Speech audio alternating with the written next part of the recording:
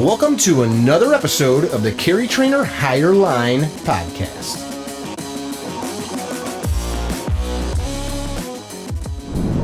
Hey guys, welcome to yet another episode of the Higher Line podcast. This is going to be a important conversation. For some of you, it might not be a fun conversation. We're going to talk about protecting our kids. I've got a nationally recognized expert, Dr. Roy Lubit. I scoured the internet and I found Dr. Roy, Mr. Lubit, Dr. Lubit, who does not like to be called sir, and he agreed to come on. You're board certified in psychiatry. You're an MD. Yes. You specialize in child and adolescent psychiatry and forensic psychiatry. You have special expertise in evaluating emotional trauma in children and adults, PTSD. You also have an expertise in traumatic brain injury. So I'm assuming this is from like blunt trauma, things like that. Is that correct? And many other things. You work as an expert witness. You've written many published articles, and this is kind of your field of study. So you folks listening, if you've seen some of the stuff that we've been sharing on our channels the last few weeks, I thought this was a nice way to kind of bookmark some of those discussions where the doc can give us some tangible facts and maybe some things that we can do with the broad goal here to protect children and be better adults, raising them, protecting them, and understanding. So thank you for coming. My pleasure. Like you went to medical school. Why don't we'll get a little background. You went to medical school. You could have worked on eyes. You could have worked on hearts. How did you get into the psychiatric side of things, especially with the angle with children? I had worked with children at many points in my life, even when I was a child, and I like being with kids. So I thought of pediatrics, I thought of child psychiatry, and I thought of cardiology and some other things. Handling a scalpel was never one of my choices. I would not have been very good at it.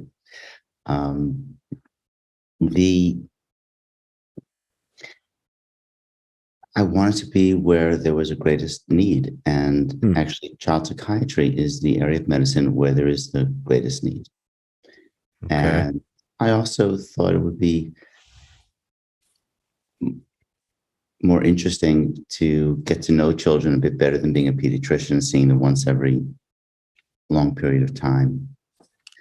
But as things progressed, I saw a particularly strong need in forensic psychiatry. And it also gave me more freedom of my time and opportunities to write. The number of children who are being abused in one way or another is tremendous. There are children who are abused by parents. There are children who are sexually abused by parents, siblings, step-parents, boyfriends, uncles and aunts, grandparents. There are children who are abused sexually by teachers, by peers, by bus drivers. And there's also a very serious problem with how the courts deal with custody issues. And there's a tendency among some evaluators and some courts to believe that whenever a child makes a complaint of abuse against a parent, it's the other parent's fault.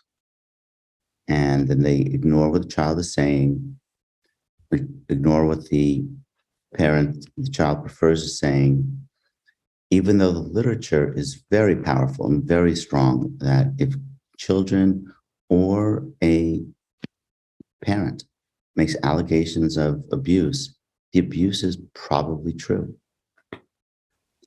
Say that again.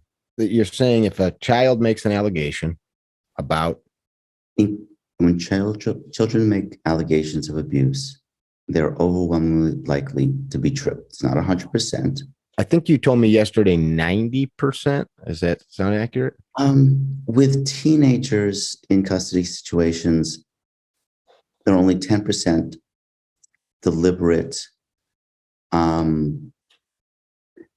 false reports. And with Okay. younger children, it's only 5% deliberate false reports. About half of these cases are indicated for abuse, even though there's a tendency to not get involved, of protective services not get involved in custody cases. There are a significant number where there was a misunderstanding and people were speaking in good faith, but there was misunderstanding. And then there are about a third where people simply don't know. And so can't quite say that it's 90 or 95% true that there is abuse. There's certainly more likely than not, if there are no other factors that you know of, that it is abuse. But the number of deliberate false reports is small. Let's define abuse. When we spoke yesterday, I told you that we received quite a bit of pushback from those supporting corporal punishment. Messages we received: hey man, I got whooped, my mom took a switch to me, my dad took a belt to me, and I needed it, I deserved it, I grew up okay, I don't need you to tell me how to raise my kids, I know what the Bible says, things like that. We have, I think, some of it, and I want you to go deep on it, but I think like what I'm hearing from people is, one, this happened to me and there's nothing wrong with me, you shut up.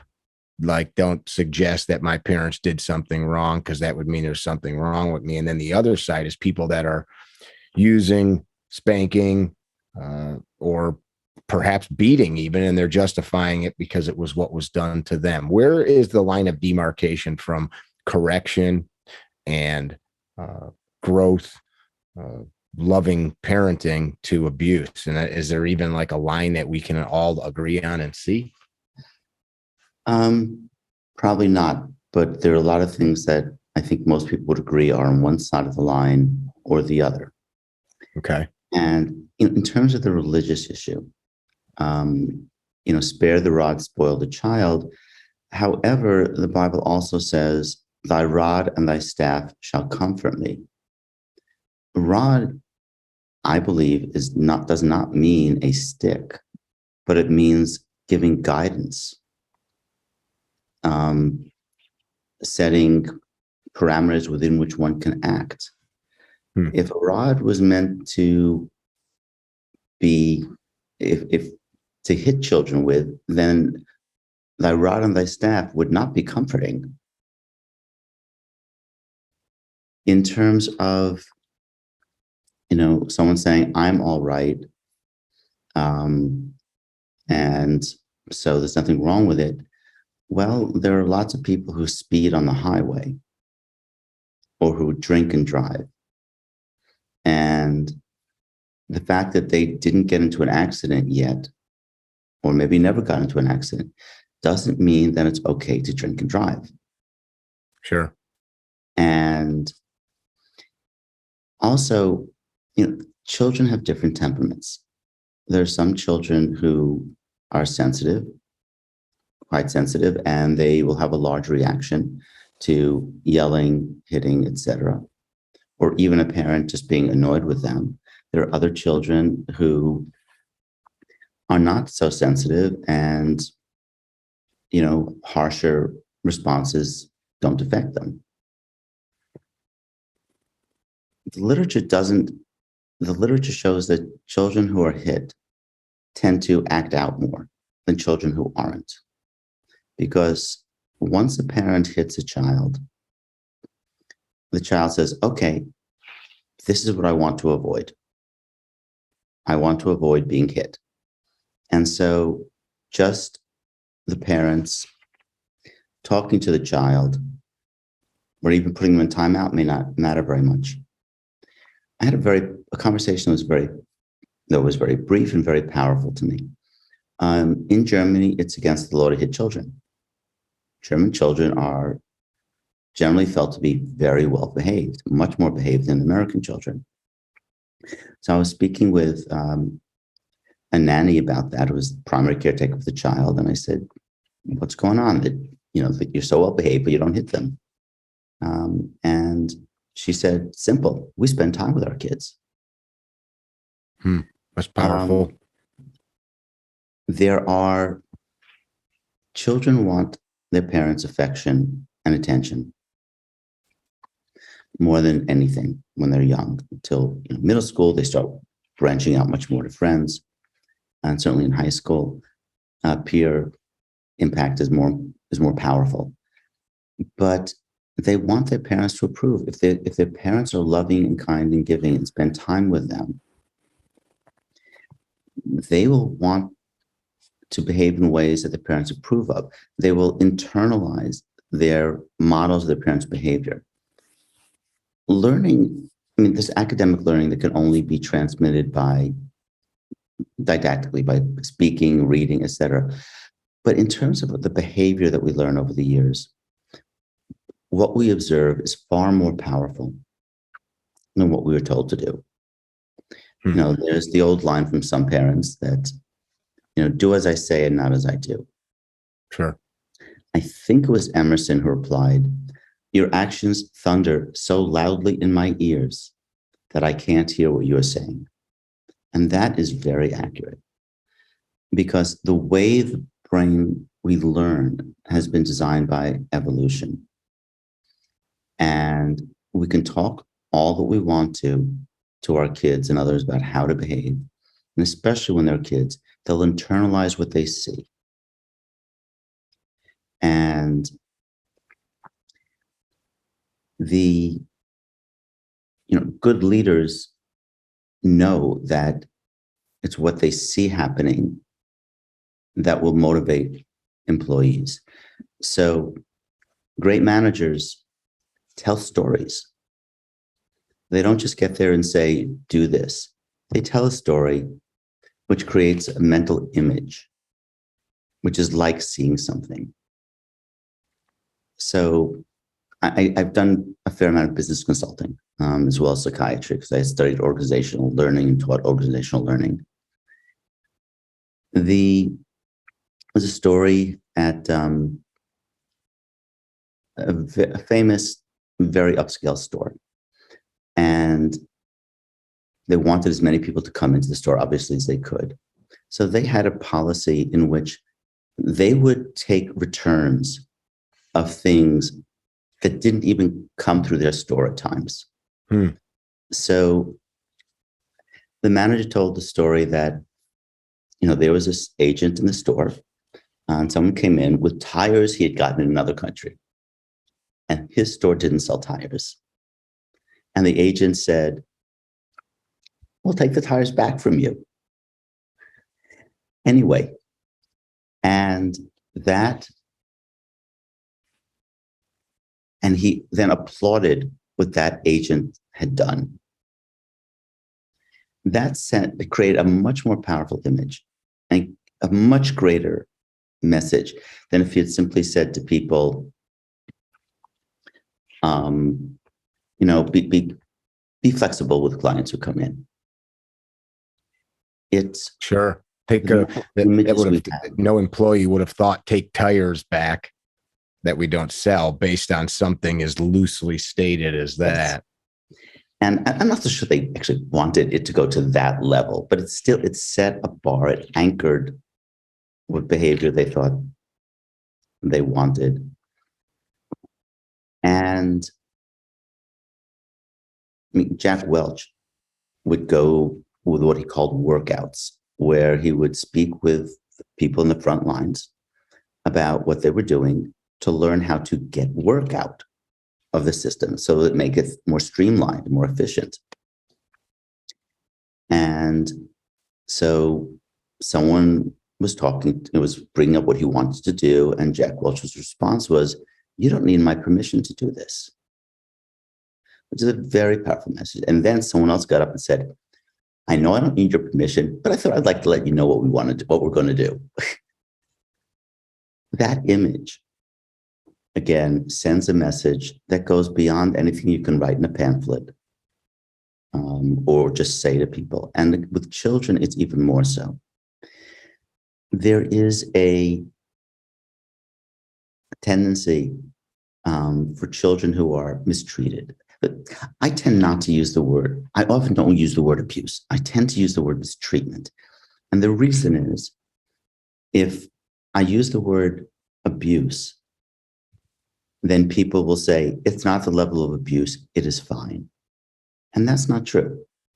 There's behavior which is far short of abuse, which adversely affects children. Can you give us an example of that? In most states, it's hitting that does not leave a mark, or sometimes hitting that doesn't leave a mark for more than a day, or unreasonable hitting. It varies. So it's subjective to judge and jury at this point. And in the U.S., usually hitting at some level is acceptable by state laws. But the literature supports a position, and I accept this position, that hitting backfires.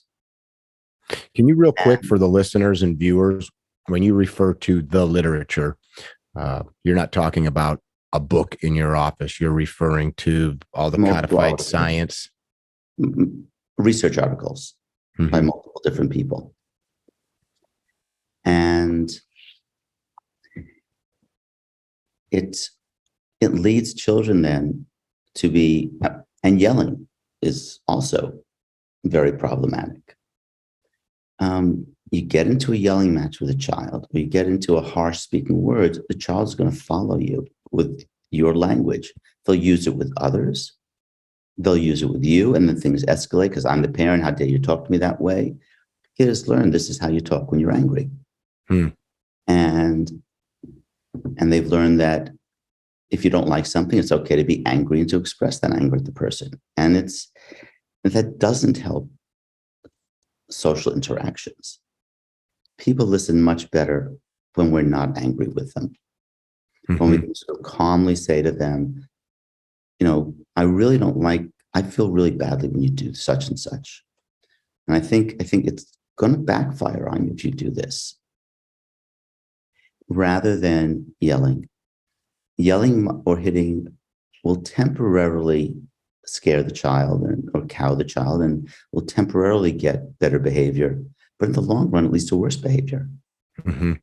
And so if you're focused not on just getting the child to stop doing what they're doing at the moment, and you're focused on what sort of an adult they're going to be, it's just not a good idea. Boy, that's a good anchor point right there. Am I trying to change? Do I want them to brush their teeth or not fight with their sibling? Or am I thinking about what kind of adult I'm helping craft? That's a pretty adult way of looking at it. You can also think about, how do you want your grandchildren to be treated? Yeah. Because grandparents are usually fairly, are gentler than parents for a variety of reasons. One is that they don't have the direct responsibility day after day, and they don't get as frustrated. But another part is that they've learned a lot more about kids. They've seen children change and develop. And they often have a better sense of what needs to be done. And so if you don't want your grandchildren to be yelled at and hit, you don't want to do that to your children either. Makes good sense. One of the arguments, so this argument of, I've had 100 messages in the last week or two along that line of, I got whipped and I'm fine. Or, yeah, my parents beat the crap out of me. It sucked. I got over it. The world is better for it because we're making stronger adults. We need more of that. We're letting the world is run amok now with all of the craziness going on because these kids should have got whipped more or beat on or mistreated. What type of long-term ramifications on a psychiatric level, psychological level, and physiological, physical level happens when young people are mistreated on the regular? And I mean, just for the listeners, I know there's such a scale here, right? Like, I got spanked by my mom with her bare hand versus the story I told the other day of AJ friend who was beaten to death at 5 years old with a shower wand by his mother. There's a huge disparity of mistreatment. So talk on that a little bit, Doc. A couple of comments. To start, there's a broad range of I'm okay. I would suggest in a lot of those cases, the person would be doing better if they hadn't been hit. In German children are very well behaved, and German adults tend to be very productive on average. And they don't hit their kids. So it's not necessary to hit children to get them to learn to behave well and learn to be respectful.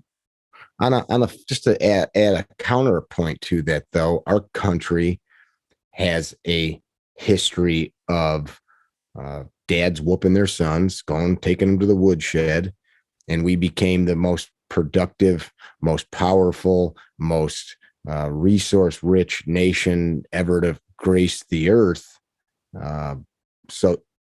Just to pose a counter argument, and Germany did some pretty awful things too, right? So, I'm talking about more recently. I'm talking about all right. Post World War II, because it's the generation that grew up without hitting. Okay. I'm not talking about pre. Where did that come from in their culture? Was there some public push? What changed culturally that a country that was such a militaristic society, what created that country to have no hitting? Well, I don't know to what extent there was hitting beforehand. It started in Northern Europe, in Scandinavia, Northern Europe, the issue of we shouldn't be hitting our kids. And why those cultures instead of others? Maybe because they had seen some of the horrors that had gone on. That there was in the pre-war German culture, there were elements that enabled people to do terrible things. Most people were following orders, but there were a lot of people who were taking advantage of situations, and a lot of people who were giving orders who were willing to do horrific things. Not just Hitler and Goering, but Mengele. Sure. And others just treated people as subhuman and treated people in ways that we shouldn't treat animals either. Which brings up a good point. Any dog trainer in the world will tell you don't beat puppies. You don't scream at puppies. And that's like, we know that about not that we're comparing children to animals, but we know that if we take a little cute dog and scream at it or whip it or hit it, it's going to become a malformed adult dog. It's going to be scared and it's going to be aggressive. Yeah. And I think a great deal of the hitting that occurs, especially more serious, is justified by spare the rod, spoil the child. That it's not driven by that, but people use it to justify. They're angry, they're frustrated, they want to hit. And then they use that quote to justify it. So we start talking about some of the ramifications. Yes. Let's talk on the low side of the scale. The parent that feels they're doing a loving action. They're not fist fighting with their kid. Maybe they're not even using a belt or a stick. Maybe it's just a little spanking or a wooden spoon kind of a deal. You made the point, my kid grew up, he's all right, or I grew up, I'm all right. So you made the point that maybe you'd be, instead of all right, maybe you'd be great, or maybe you'd be 5% better. I'm not putting words in your mouth, but kind of surmising. Does that person possibly have some long-term side effects that could be attributed to that the literature, as you say, points to? Likely. Yeah. There's several different levels there's to talk about. On the purely psychological level, if you're hit, if you're yelled at a lot, fear builds up and frustration builds up. And at some point you then do it, and there's role modeling, and then you start doing it to others. Well, it's not such a good idea that doesn't go so well at work. Someone could say, you were saying before we were the most successful country. We also have 40,000 people killed a year by handguns. We also have... Most of which of those are suicide. I'm less clear on that. I'll look into it. I'm doing the math right now. How many Keep are going. But how many are not suicide? How many are shot by others? And our suicide rate is very high. It's huge. We also have incredible drug problems. Yes. And a lot of other countries don't have these at anywhere near the same levels. So just real quick, 54% of those are suicide, 43% are murder, 3% are other. So that would be accidental type situation. So about half and half. 20,000, roughly 20,000 murders a year then. Do you happen to know the number in Japan? I'll look that one up. I'm on the US. So in 2020, we had 45,000 people died from gun-related injuries, not just handguns, gun-related injuries. The figures include murder and suicides, along with 3 other less common, which were unintentional in nature. 54% of them were suicides, 24,292 suicides, 19,384 was murder, and the remaining 535 unintentional, law enforcement, or some other undetermined circumstance. And I would argue that many of those suicides wouldn't occur if there wasn't serious hitting going on, because the hitting builds up huge frustration and anger. And when someone uses a gun to shoot themselves to commit suicide, there's usually anger and frustration and self-hatred involved. People who take pills, I think there's often a different driving force underneath, that there's a desire to stop pain, a desire to rest, a desire to go to sleep and not wake up. And it's rather different than someone who'll take a gun and shoot themselves in the head. I can say personally, I've never been suicidal, but anybody that I know that has been, that has confided in me or told me their story. I had one just 2 days ago. A friend confided in me that at some point in the past, he put a gun in his mouth and decided not to do it. Thankfully, he was tragically abused and beaten almost to death numerous times. He's actually going to come on the show and talk about that at some point. But he told me that moment was the culmination of all that abuse, all that hurt, all that hate, all those beatings, all that self-loathing, all the drug addiction that came out of it and alcohol abuse, that it was like he decided he wasn't going to let that abuser win in that moment and take his life. But I just mentioned that to the listeners, viewers. If you, I would agree with you just from a layman's perspective. I see so many children who were mistreated, not at the level of abuse necessarily, and they have emotional scars from it, especially those who were more sensitive when they were younger.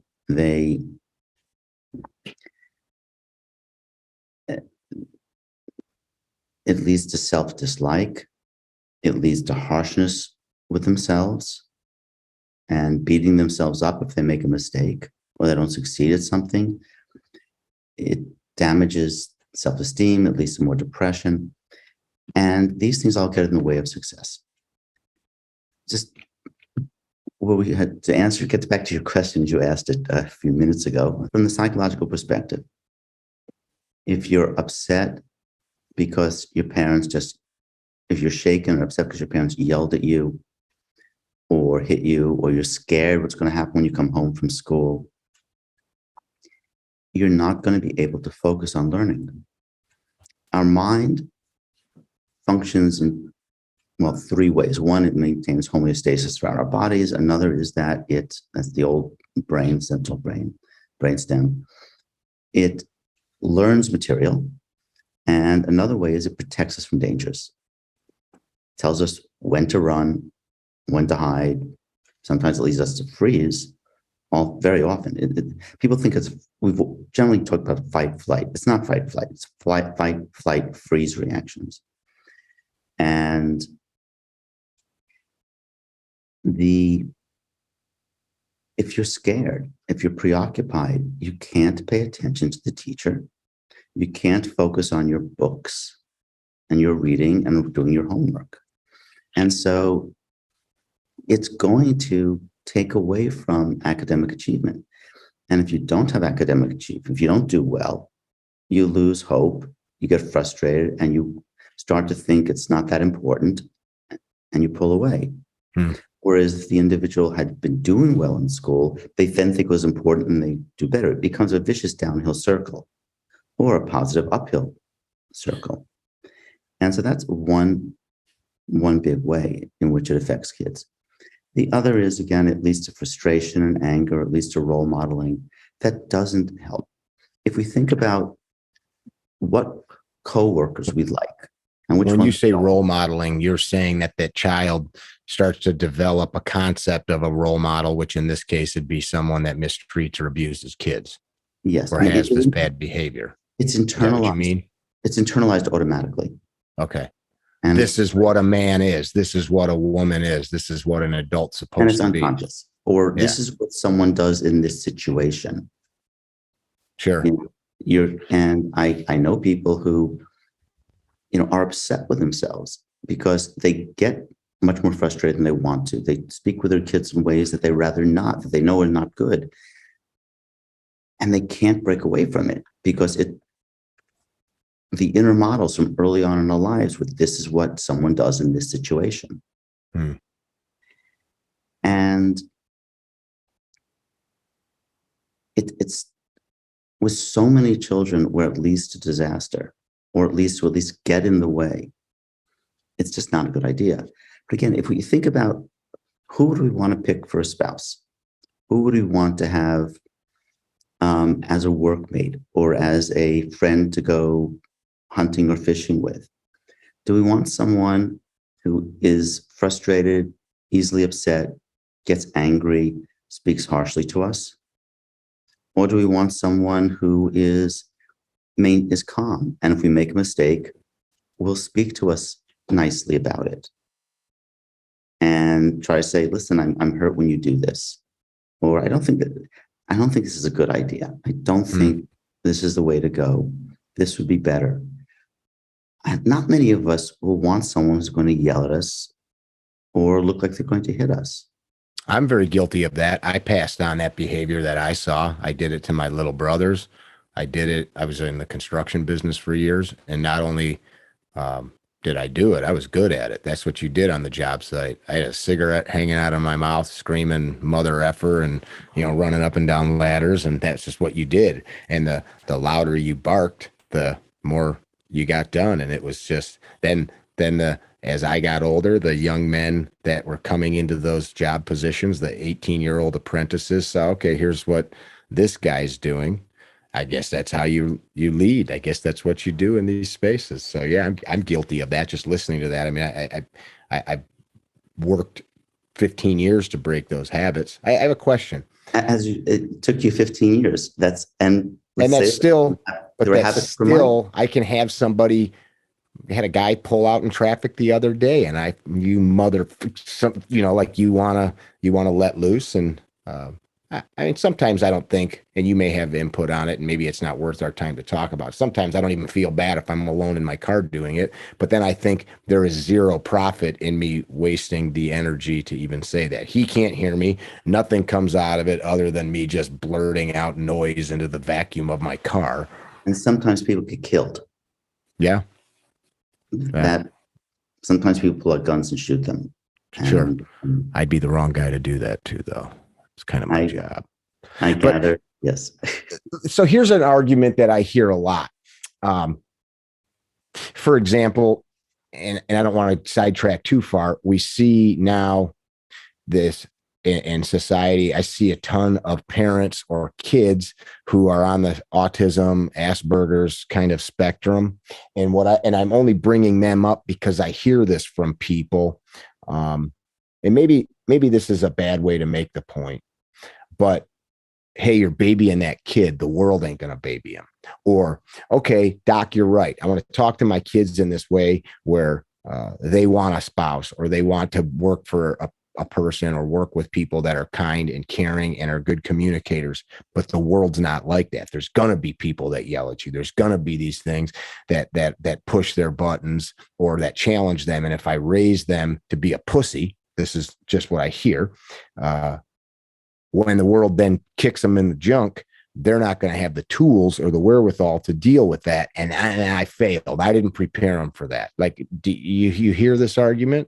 Yeah. Well, there's enough roughhousing on the playground that better the kids, learn some of that from the playground.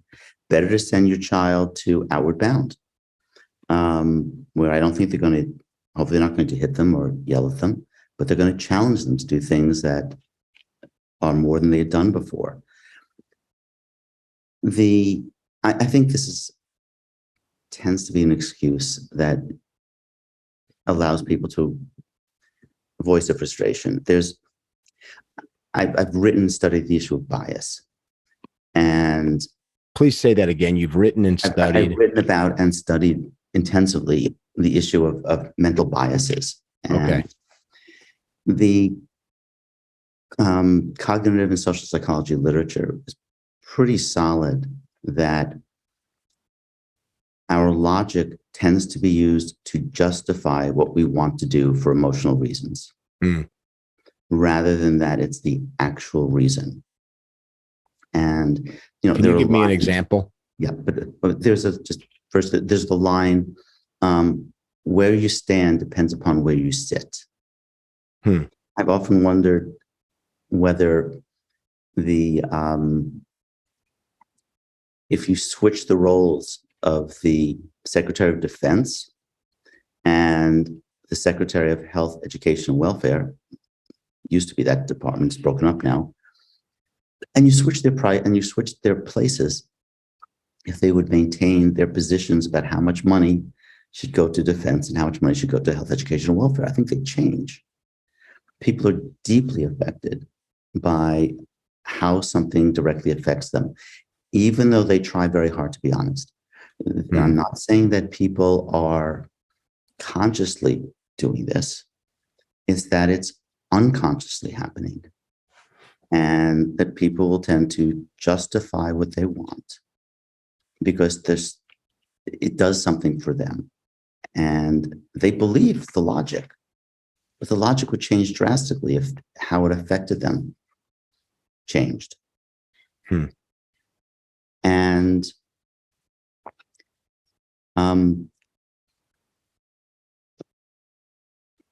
forgot for a second exactly what the question started with before. We're talking about this. I'm going to call it a fallacy, but this concept of I'm preparing my child for the realities of the world. Preparing children for the realities of the world is done by giving someone confidence and self-esteem, giving them opportunities. I'm not laughing at you. It's just such a simple concept. I was not abused as a child. Though one of my parents was irritable and I had to work very hard not to do that myself. But I went through school, college, went to medical school. And over the years of medical school, without people yelling at me or insulting me, I got a lot tougher. I got tougher by having experiences. And if I had come to medical school more confident, If I had had some more positive things in my childhood, it would have been much easier for me, in fact. And I had to get toughened up. It doesn't mean that I'm harsh with people, but it means I need to be able, if someone's heart stops, or when I was an intern, I need, if someone's heart stops, to be able to not get upset, to think rationally, to give instructions to the team around me, how to save this person's life.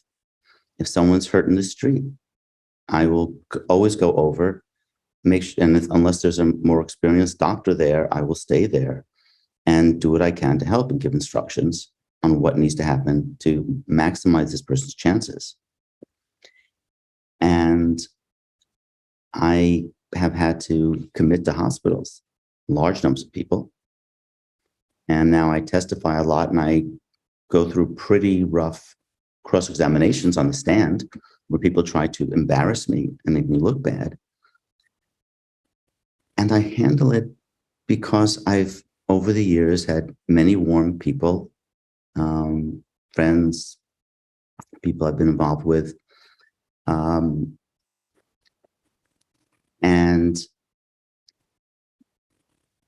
lawyers who've hired me who are very supportive. And that has given me the strength to deal with people attacking me and trying to tear me down and trying to embarrass me publicly. I was just involved I was the expert for the parents in the InfoWars trial where Alex Jones had denied that Sandy Hook murders had occurred. And I was also threatened. People tried to get to me. And I handled that because I had built up confidence based on people being warm and gentle with me and giving me a strong sense of, I'm a good person. I'm an okay person. I can handle this. And there was some nasty attempts to make me embarrassed. But I was able to shrug them off. Not because people had, so terribly beaten up on me, because people had been supportive. So what I'm hearing, because you know your value, you did not lose your cool or get angry when these attacks came. It's like, all right, I know what this game is. I know what they're trying to do. I know who I am. I know what I'm made of. I know what I'm worth. I don't need to lash out or feel anger or rage or frustration because it doesn't matter. Is that kind of what you're saying? Yes. If my friends, professors were to have cut me down and, in order to toughen me up for being on the stand, it wouldn't have worked. It would have backfired. I would have been weakened. I would say, oh no, maybe they're right. After having many people, after having, the sense of self by getting things published, by people wanting me to speak, by lawyers being pleased with my work, friends, treating me nicely, I can go there and I can take attacks because I have a sense of I'm basically okay and I'm competent. If people had been trying to prepare me by being harsh with me, I wouldn't have had the strength to be able to withstand the cross-examinations that I faced. I would assume your earlier point about the different behavioral characteristics of just humans. Some are calm, some are more aggressive, some are more reserved, some are more outgoing, that dynamic would change. I'm thinking about like physical combat between humans. I don't get good at wrestling or doing jujitsu by thinking about it or feeling a certain way about it. I get better at it when there's a hand on my throat and I have to figure out, and this is not making a comparison. I'm just thinking about how sometimes people maybe extrapolate things that don't fit. Like, I box a little bit. I cannot get any better at boxing by not allowing somebody to throw their fists at my head or stomach. So I think people take that and say, you dumbass, I'm making you better, or what are you, an idiot? And if you can't handle me talking to you like that, how are you going to handle it in the world? Is that maybe where that mindset comes from? Yes, your question statements bring up a very important point, which is there is a drastic difference between someone being forced to endure a painful situation and someone choosing to put themselves in a situation that will entail pain to develop their skills. A core element of emotional trauma is that the person has no control. So you mentioned jujitsu. I did Aki jujitsu. It's really rough. And I wasn't damaged because I chose to go to that class, and there were limits. And I knew the professor was not the person there. The master was not there to judge me. He wasn't there to hurt me. He didn't yell at me. He calmly would speak to me about form and actions. And so I was going through this situation that I chose to, or someone going to Outward Bound, and they choose to do it. When we want our children to learn to swim, we don't throw them in the water against their will and say, now learn.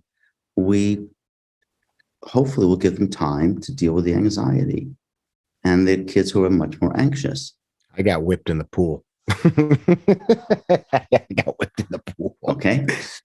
I'm smiling, but I had a fear of water into my teens. I mean, I swam, but I always had this fear lurking in the back of my brain. What if I get tired and I can't cross the pond? What if I get a cramp and I can't make it to the raft? Or what if the canoe tips over? And I'm a fairly strong swimmer, but still that panic of being whipped into the pool when I was 4 or 5 years old and struggling to get to my family was there to not let me drown, but that's not rationalized when you're a child. Yeah. It's a huge difference. And when we hit kids, that was my grandfather, by the way. If any of my siblings are listening, it wasn't one of my parents that did that. So it's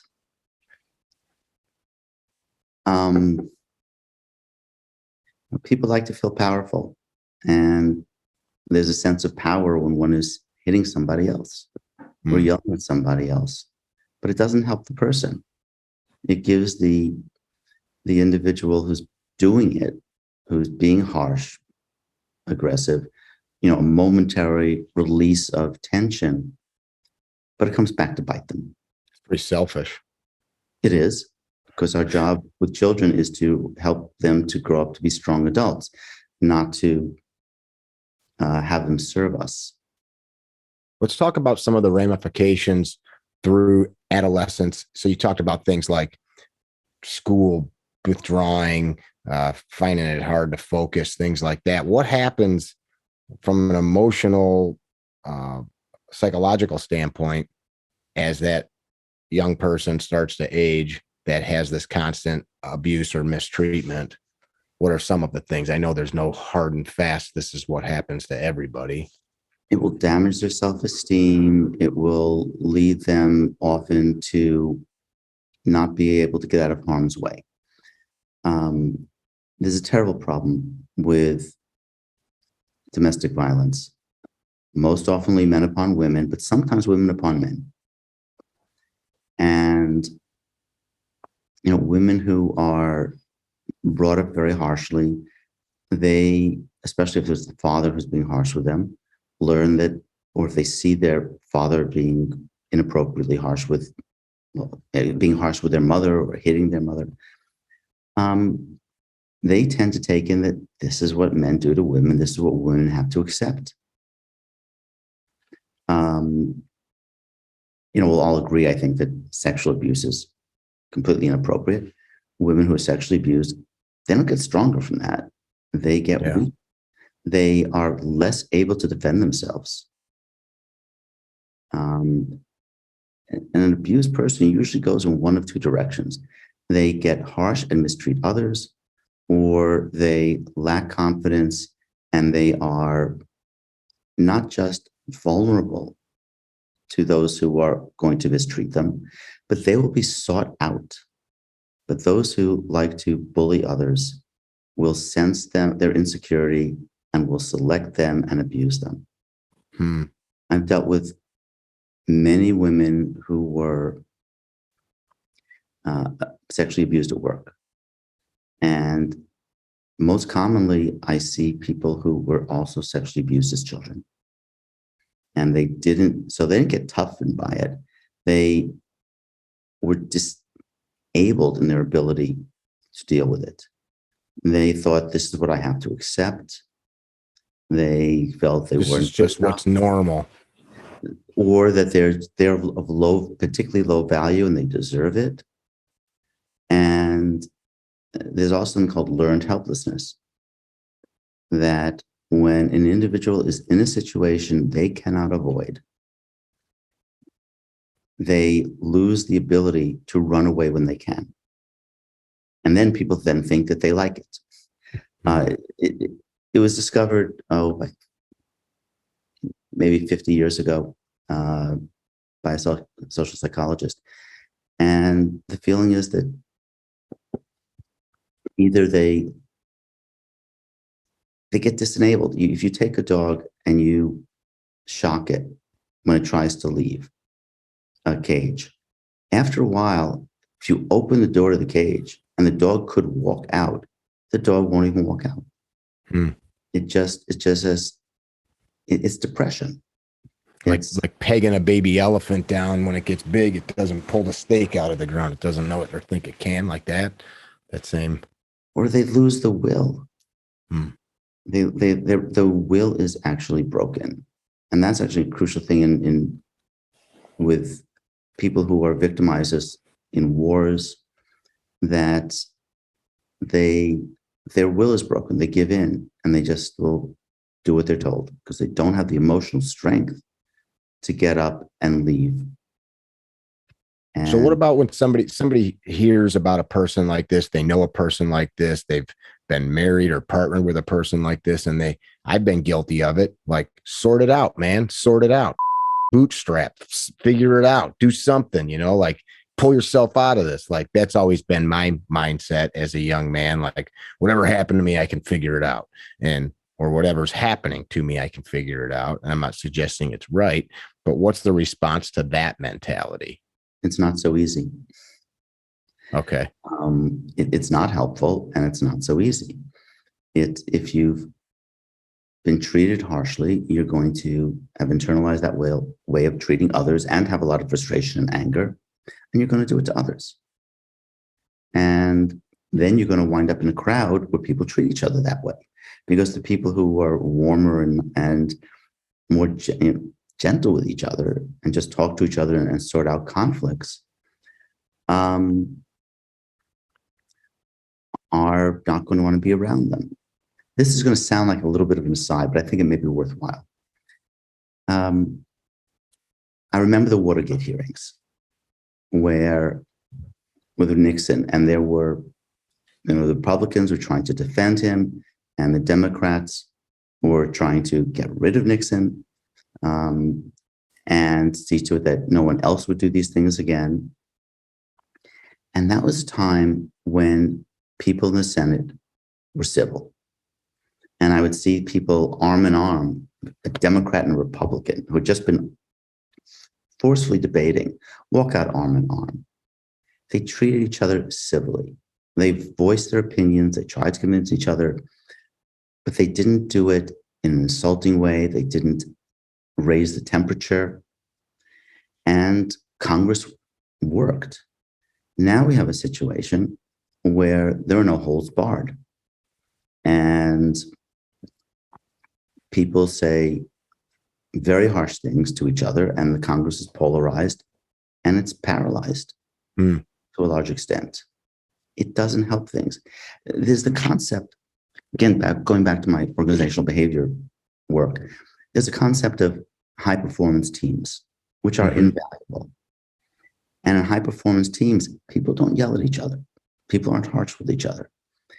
A core element is that everyone feels that every bit of work for the team is their own responsibility.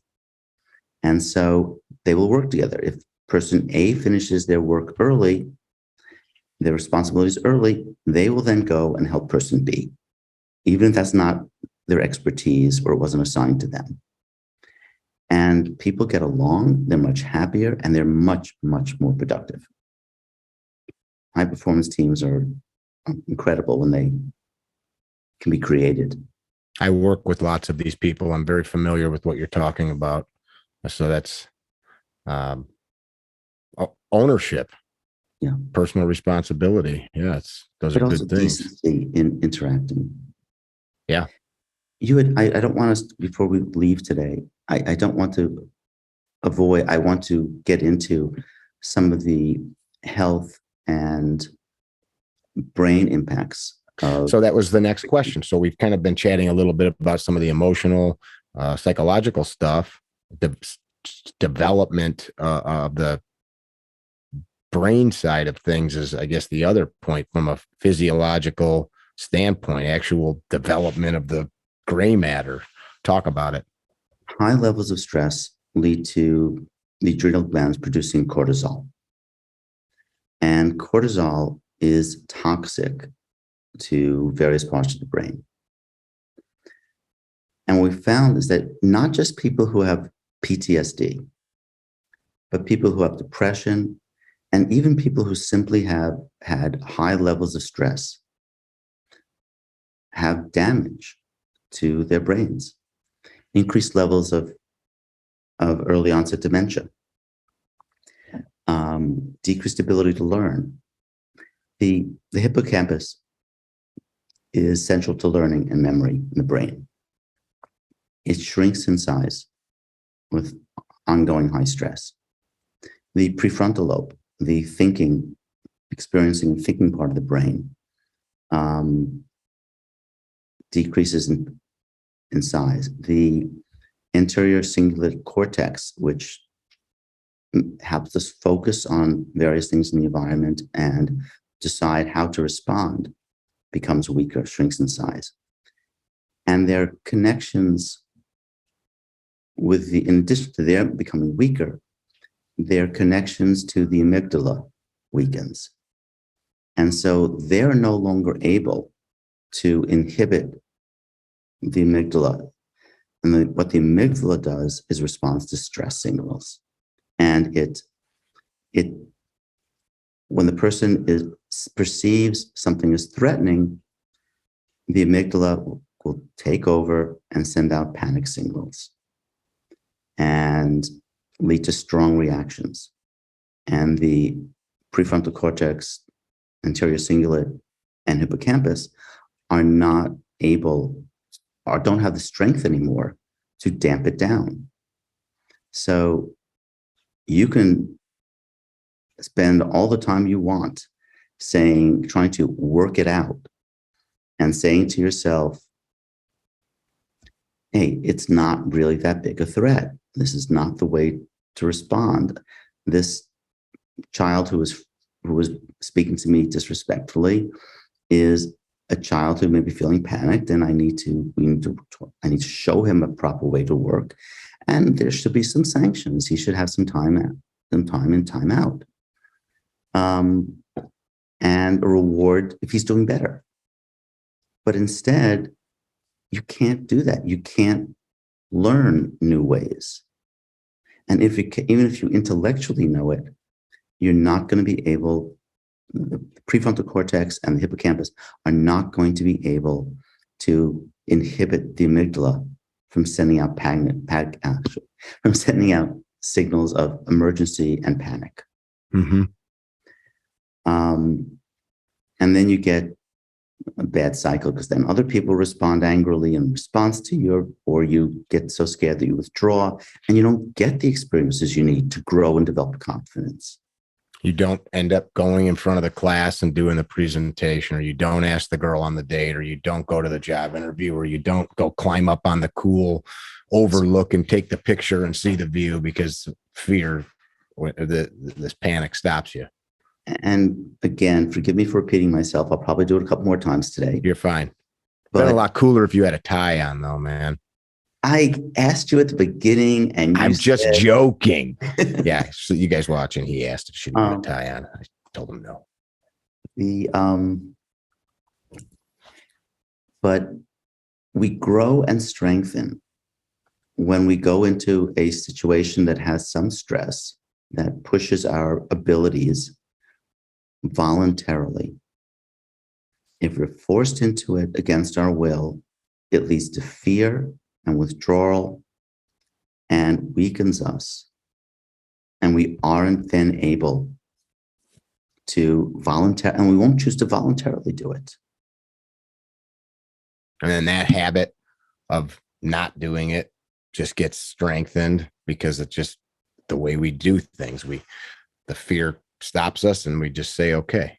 And if the person doesn't push themselves, they're not going to be able to develop the new skills and confidence. So when we start talking about folks that say, I grew up okay, they may have some of these issues, or maybe not, I grew up okay, like I had some of these things happen to me and I turned out fine. These patterns or damaging effects might be there and they don't even recognize them, or they know they're there, but they don't attribute it to the mistreatment from years prior. And they don't know what they would have been had they not had it. And even more, if society supports harsh treatment of children instead of supportive treatment that helps them to grow, there are going to be many, many children who are going to wind up being badly hurt and scared and weak because they can't handle it. And so is it possible that some people get strengthened? Yes, but I think there was other ways that would have been more effective. But there are going to be people who are really hurt as well. Mm-hmm. We're going to wind up either being greatly weakened and anxious and not able to stand up for themselves, or they're going to identify with the aggressor and they're going to mistreat others. Somebody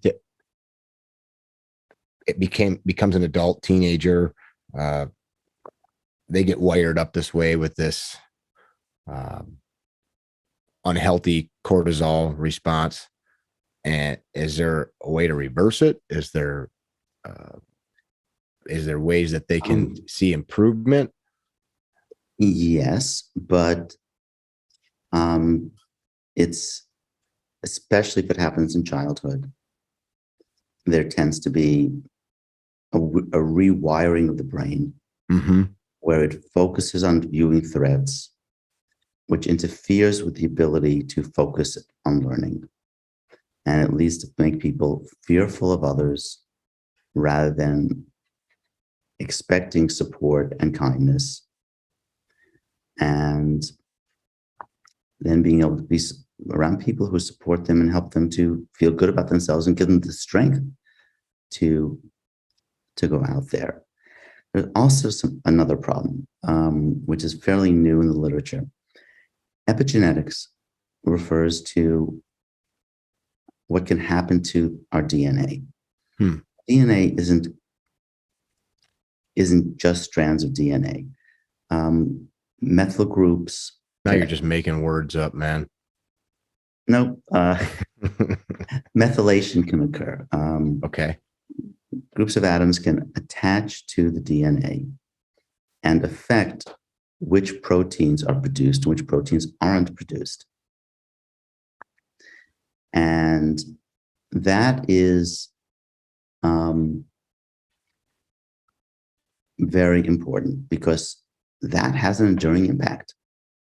And so your body will tend to produce certain types of hormones, which will lead to certain impacts on the body and not others which don't. And there is very recent work by particularly by Rachel Yehuda, that this may be passed down to the next generation.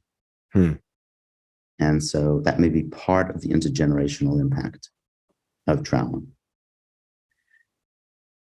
And there are also, all these things also have big impacts on the body. Our immune system is very affected by our mood, by our stress. And it can lead to excess impacts and leading to things like rheumatoid arthritis and lupus erythematosus. It can also weaken the immune system in certain ways and promotes cancer. We know that chronic stress is very bad for the cardiovascular system, as well as for the brain. And once again, I'm not talking about things that are past the line of abuse. I'm talking about mistreatment and stress. So just so the listeners and viewers are understanding, not that you guys aren't following along, you're not even suggesting some kids that are getting legitimate physical or sexual abuse. You're saying even this mistreatment where you're creating this negative environment where the child is getting, the brain is mapping and wiring in this fashion where they grow into adulthood with this unhealthy cortisol response.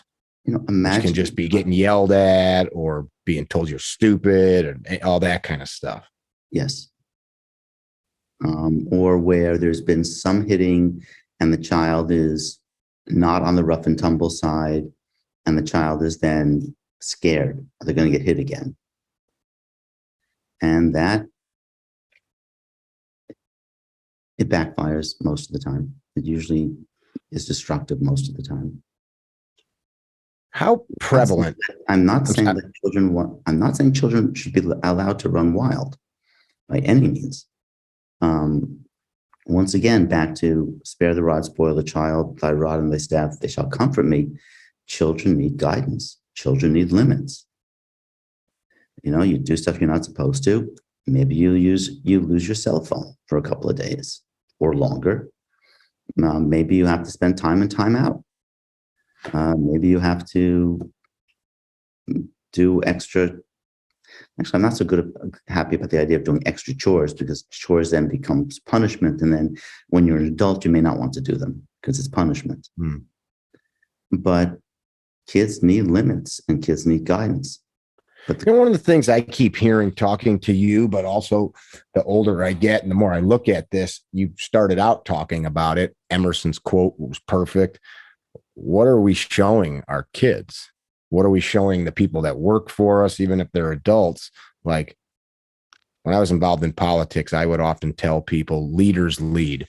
That was like what I would say to the people that we were working with that were running for political office. And what I meant by that was quite simply, either you are or you are not exhibiting leadership skills. You either are doing the things that people will follow, or you won't, or you're not.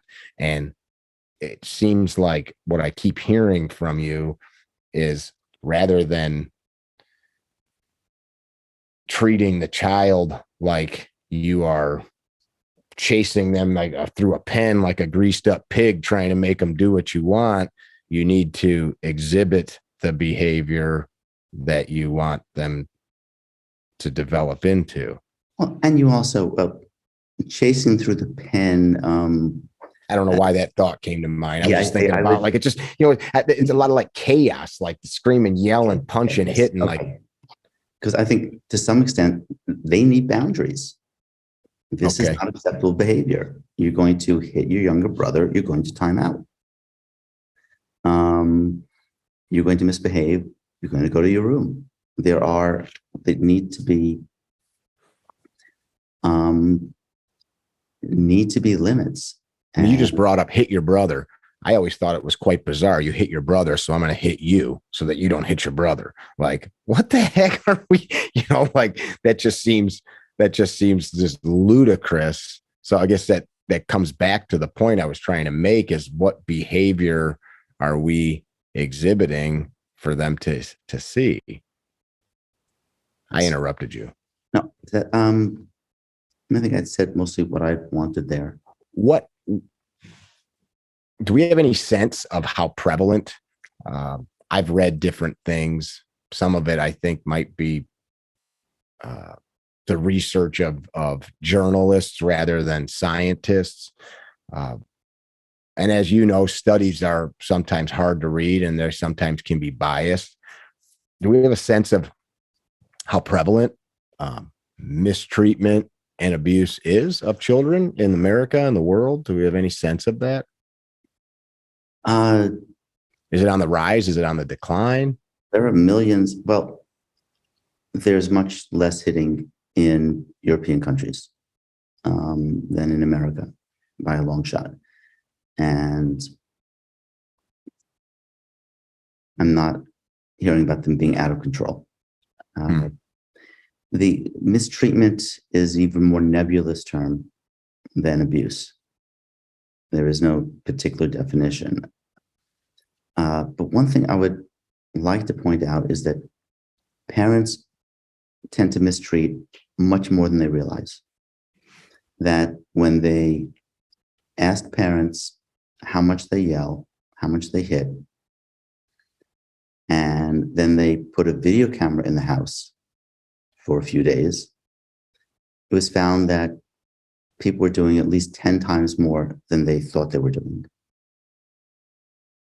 which is scary. Because if you said to one of these people, oh, I only yell this much, and you say, would it be okay to do 10 times as much? They'd probably say no, but they are doing 10 times as much. That's interesting. Something I heard the other day, somebody commented to me, I get this, it's an interesting kind of look at what the average person, so we've got hundreds of thousands of people that follow our content. And I would venture to say most of them probably have similar, maybe I'm a little off base, but I think a lot of them have similar political leanings, religious leanings. And it's not because they mirror mine per se. I just sense that. But we get people of all ethnicities, all ages, religious backgrounds, et cetera, that attend my training. So I think that there is all types, but I keep seeing these responses. And one of them was along the lines of, look at what's going on in our country.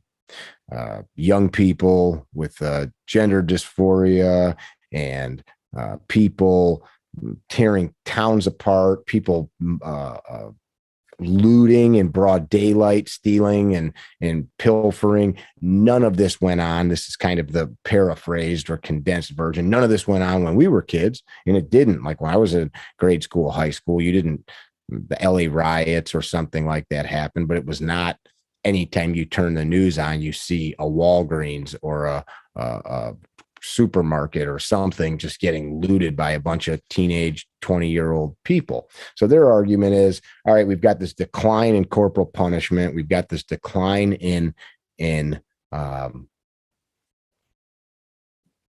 kids being whipped. And then immediately the other side is that we've got a bunch of young people tearing the country apart. And then I guess I would also add to that, the other argument I hear from religious-minded folks is we took prayer out of schools. We have the family unit breaking down where there's a lot more, I'm throwing a lot at you, but a lot more broken homes or single-parent homes, parents working too much, not raising their kids in church, et cetera, et cetera. And I'm sure there's a tons of things to touch there, but it seems like there's this correlation. We don't beat our kids and put them in Sunday school as much. Country goes bad. We beat our kids, put them in Sunday school, country goes better and crime goes down. Any comments on that? Many, many things have changed over time. The internet, the ability to connect with others very rapidly, the amount of violence on television. Hollywood says that's not bad. It doesn't do anything to kids. I would roll my eyes if it wasn't impolite.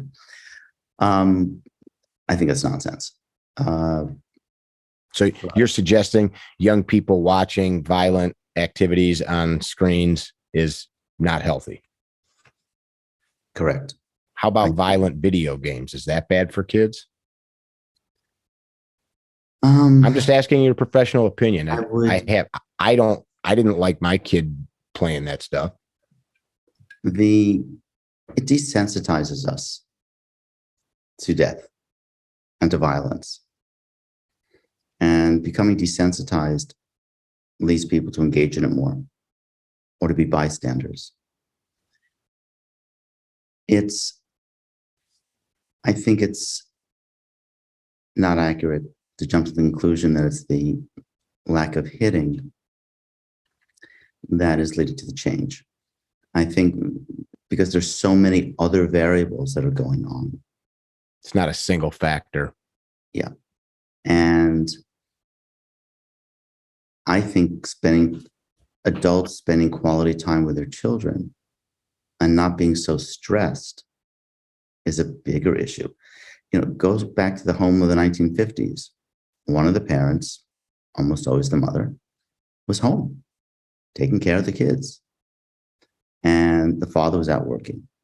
And now both parents are out. They come home tired. They work much longer days than people used to. And I think that's probably more the issue. Now, I'm not saying that by any means that mothers should stay home and shouldn't work. I think that women have as much of a right to have a career as men do. But perhaps both parents should cut back and be available. Which that talks about bigger issues. Do we need 5,000 square foot houses and 3 cars? Do we need to have a TV in every room? Do we need high-speed internet with, huge fancy electronics everywhere that stream the stuff off the internet? Do we have to have more stuff? And I think that has driven so much the need to have to work so much. People can arrange their jobs, or people can often look for work that will give them more flexibility. And people are getting more flexibility now with working at home. I had to make a big choice. I was a psychiatrist. I was in academic psychiatry. I like being an academic psychiatrist. But my kids, I had young kids, and I realized that forensic work would give me much, much more freedom. I could work on weekends when they're on play dates or when mom was around and available with them. And my first day as an assistant professor, my boss said he wanted me to come in at 8:30. And I said, I take my kids to school at 8:30. And he said, get someone else to take my kids to school. What do you think I responded? You quit, or did you just tell him you couldn't? I told him I would not, and get yourself somebody else.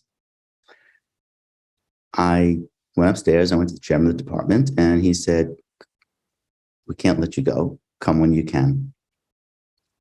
And I did tons of work, and they were happy with me, but I didn't go back to that ward. I did not want my kids to wind up needing a therapist later on, because I chose to put my career at that moment above their needs and their future lives. And I then moved much more heavily after a couple of years, I moved more heavily into forensic work, because I could control my hours and I could take my kids to school every morning, and I would be there when they got back from school every day. I don't know how many times, and I'm guilty of it for years. I hear it constantly. I'm doing it for my kids. I can't come to the picnic because I got these extra hours. And I know people have legitimate, not everybody's a doctor. I always joke with my doctor buddies that act a little like carefree about things, but it's sometimes hard to go to the grocery store and get a $200 or $300 bill. It's hard to see $5 at the gas pump. It's hard when the brakes or the furnace goes out and you've got bills like that. So that's real. I know you're not suggesting it's not, but we got so busy. Like, I remember as a kid, my parents didn't have a lot. We'd go to the lake and have a picnic, or my mom would take us to the park and we'd go walk and look at wildflowers. And that was Movies or something like that was few and far between because it was expensive. Vacations were going to another state to visit a friend. It wasn't going to an island or something like that. I never did any of those things till I was an adult. And play was outside with fishing rods and BMX bikes that we cobbled together with parts. And that was life. But I think I just talked to a friend the other day. They were at Disney, thousands of dollars to take little kids there to look at a bunch of flashing, blinking trash. And I like Disney movies. Like I remember watching all that as a kid or with my own kids. There's some good lessons and stories, but like, man, you could have built a sweet playground in your backyard for all that money. You could have done something that was so much more lasting than a bunch of noise and shitty carnival food. Pardon my language, my show, I use vulgar language. Actually, just read a study that successful people use vulgar language more than unsuccessful people. I don't know if there's any truth to the story, but I'll send you the article. Yeah, this guy gave he was a psychologist. He gave case study after case study. I'd be interested to see that. I don't hear a whole lot of cursing from my medical and lawyer friends. Maybe they're just not successful. Maybe you got mediocre lawyer and doctor friends. No. I certainly see many poor doctors and lawyers, but with most you don't pal around with them. Correct. Yeah. I don't quite agree with you about which thing. Trips to Disneyland and Harry Potter World. I think there is a place for them. I'm not against it. I guess I should have said this family can't afford it. And yes. I negated that. They can't afford it, and they're doing it because it wasn't done for me, and I want them to have this. So 100%, if the money's there and all that, I didn't finish that. And it can help to create very strong family memories. Sure. Which are positive and will be valuable.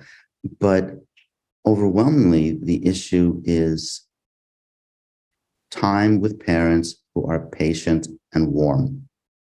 That really real quality time with parents, I think, is the most important variable in all of this. And I certainly agree with you that if it's a question of the parents working longer hours and not being able to spend the time with the kids in order to go on a fancy trip, better to spend the time with the kids and strengthen that relationship and have the kids see you behaving in a well-controlled, warm, loving manner, have them internalize that and build their confidence by their parents wanting to be with them, smiling at them and being warm towards them and telling them how good they are, they're learning, and expect that they're going to make mistakes and mess up. And it's like, I'm a bit of a Star Wars fan. I remember Yoda's response to mistakes was, failure is the best teacher. And there's some truth there, but we have to actually see that with our kids, that, them messing up, seeing how it adversely affects their work or their friends, seeing that if they don't do their studies early, they're not going to do well, seeing that if they're angry with their friends, they're not going to be as desirable as a friend. And if they get out of control, bad things can happen. They can break things, whatever. But also that, sometimes we break things. It doesn't mean you're bad. I remember once one of my children would get very upset with herself if she knocked something over or made a mistake. There were some people treating her harshly. And so I remember deliberately, I think, knocking over some water or something. And I was on the rug with her. And I said, "Oh, should I get really mad at myself for this? Is it okay that I made a mistake?" And she calmed down about having to get everything right. And so a different way. But I think you're right. It's the time. I'm not saying we should go back to the time when one parent had to be at home and one parent was out. But I think it was much better for kids. But I think there are other ways around it, that by working from home, being able to do some of your work on weekends with two parents, dividing up childcare and who's at home at different times, trying very hard, especially when they're younger, that a parent takes them to school and comes home and is there when they're home and helps them with their homework. These things are the most crucial. You mentioned it used to be that you'd go to the neighboring state to visit relatives. That's a wonderful thing, because you're then building up the number of relatives, cousins, aunts and uncles, grandparents in the child's life. And the child has more people to give them feedback, to teach them things, to give them love and support. And yeah, there should be more vacations like that, perhaps, and fewer vacations to fancy spots. And the question also is, what do the parents do when they go to these fancy spots? Are they with the children all the time and enjoying stuff? Or do they shuffle off the children and they go to get their martinis? And what do they do with their time during the week? Are they off getting their martinis, or going to cocktail parties? Or are they sitting down on the rug with the little ones, or sitting on the couch with the older ones and playing checkers, playing chess, maybe doing some video games together, but doing things together, having a way of connecting, going shopping together, cooking together. And it's that together time which will bring happy memories. I have one friend who was very into cooking, and it was because her mother was very warm, and her mother did a lot of cooking, and they cooked together. And so now she likes to cook for people, which is a wonderful trait to have. Yeah, that's great. I've got a couple questions I want to make sure we touch on. So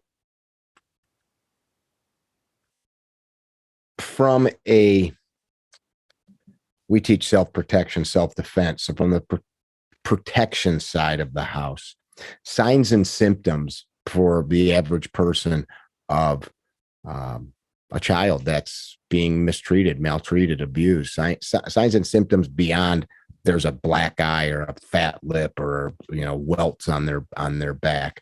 What are some things that change in a child's behavior, demeanor, or got lots of friends in education, grade school, high school. You can almost point out, like, I bet that kid's got some bad things going on at home, like, because they have an MO of some of the things that are indicative of that. Can you comment on that? Change in a child. Say that again, please. Any significant change in a child, a negative change in a child, increased aggression, regression of skills, difficulty sleeping, becoming much more reserved and anxious, is a serious warning sign. I had a client many years ago who was an adult who had a very educated mother who worked with children. And her mother thought that, I got the two of them together because a child who's now an adult wanted to share something with her mother. And the mother had thought she was just going through a phase. No, the individual was being sexually abused. And she didn't tell her mother for decades.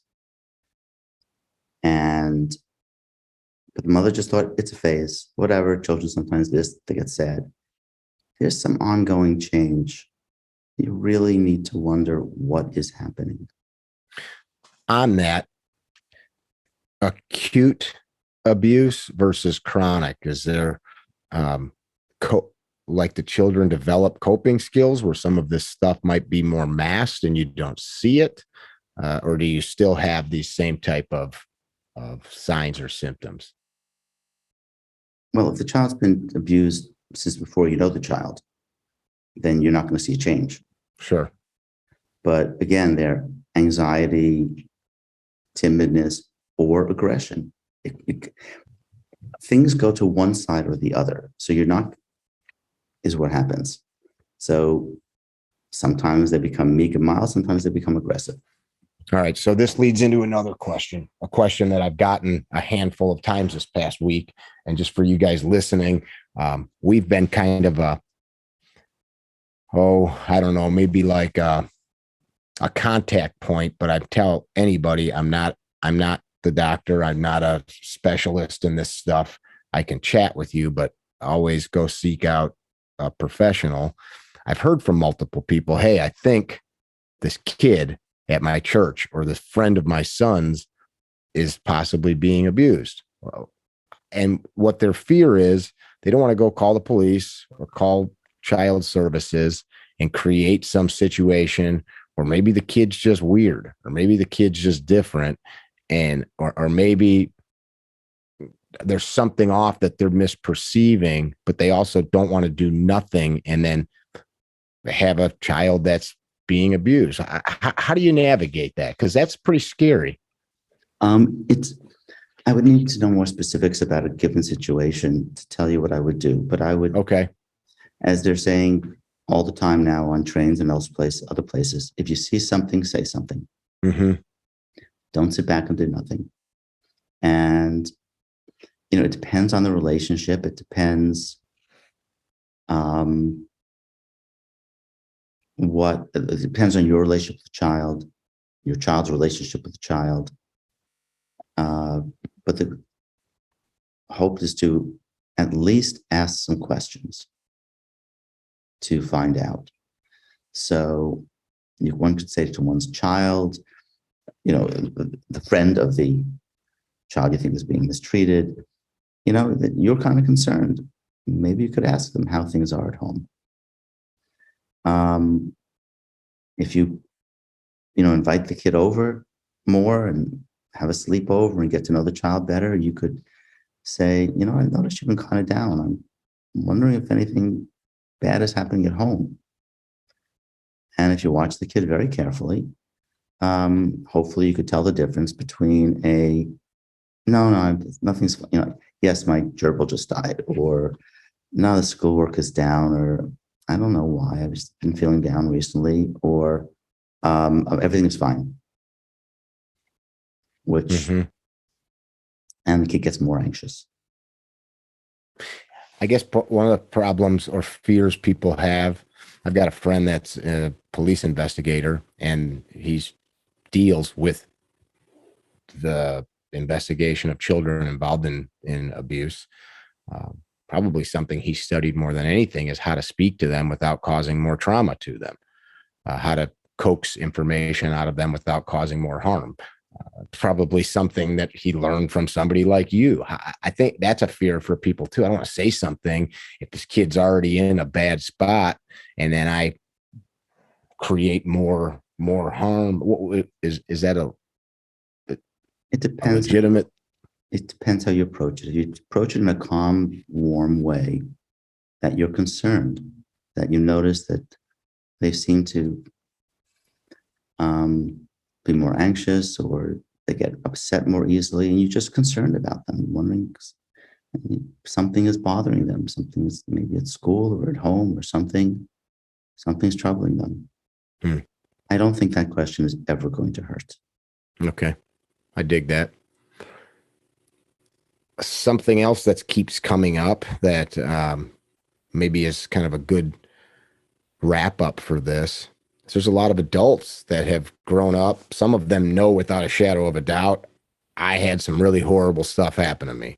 So make no mistake, you guys listening, my intention isn't that we're trying to dredge up people's past or make people mad at their parents or somebody that hurt you. My point is also not to convince you that something bad happened to you, and maybe it didn't. And that's fantastic if you grew up like the doc here that had warm, kind parents and didn't have that.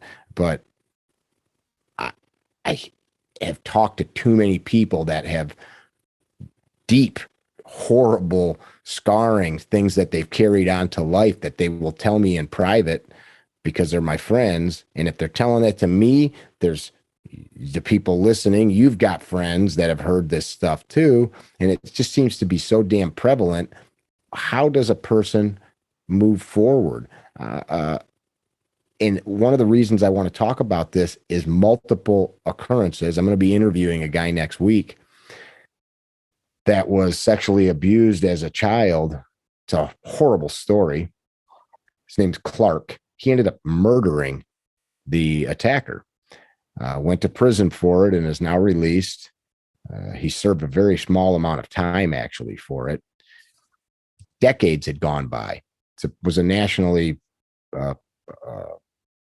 publicized story. The man that abused him was a sheriff's lieutenant, was a Cub Scout leader, Boy Scout leader, very loved man in the community that was a sadistic monster. And what Clark and other people that I've talked to, what they're so concerned with is I didn't tell anybody. I didn't tell my parents when they asked. I didn't tell the teachers when they asked. I didn't tell the policemen when they came to interview me. I didn't want my dad taken away, or I didn't want my brothers and sisters to have to go to foster homes, or I didn't, whatever the reason. And then these people become adults and they stay silent and they wonder, shit, how many other kids got messed up and I didn't say anything? And I'm not chastising those people, but they carry that guilt. What are some things on all of that you could talk about, Doc? Children need to be asked what's going on and what's bothering them. And children also need to be repeatedly told that if someone touches you in ways that make you uncomfortable, it's really important to tell an adult that you trust. And if you're pretty sure it's happening, you can say a little bit more.